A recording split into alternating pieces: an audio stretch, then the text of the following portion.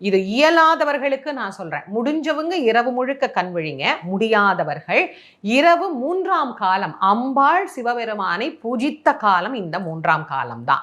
இந்த 3ஆம் காலத்துல 11:45 இருந்து ஒரு 12:15 12:30 வரைக்கும் கண் விழித்து ஒரே ஒரு வில்வமாவது அந்த நேரத்துல சிவபெருமானுக்கு வைத்து யார் ஒருவர் வழிபாடு செய்கின்றார்களோ அவர்களுக்கு இறைவன் எல்லா விதமான நலன்களையும் தருவார்.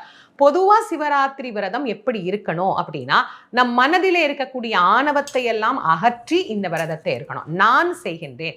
இப்போ எல்லாத்தையும் காட்டிலும் பக்தியில கூட இந்த நான் அப்படிங்கிற எண்ணம் புகுந்துருச்சு. நான் தான் இந்த கோயிலுக்கு இதை செஞ்சேன், நான் தான் இந்த கோயிலுக்கு அதை செஞ்சேன், நான் இந்த அபிஷேகத்துக்கு கொடுத்தேன், நான் இந்த விஷயம் பண்ணேன் அப்படின்னு. இந்த நான் என்பதை எப்போ நாம நம் மனதிலிருந்து நீக்கி இறைவனை அணுகுகிறோமோ அப்போது இறைவன் நம் அருகே வந்து நமக்கு எல்லா அருளும் புரிவார். அதனால இந்த சிவராத்திரி வழிபாட்டை செய்கின்ற போது நான்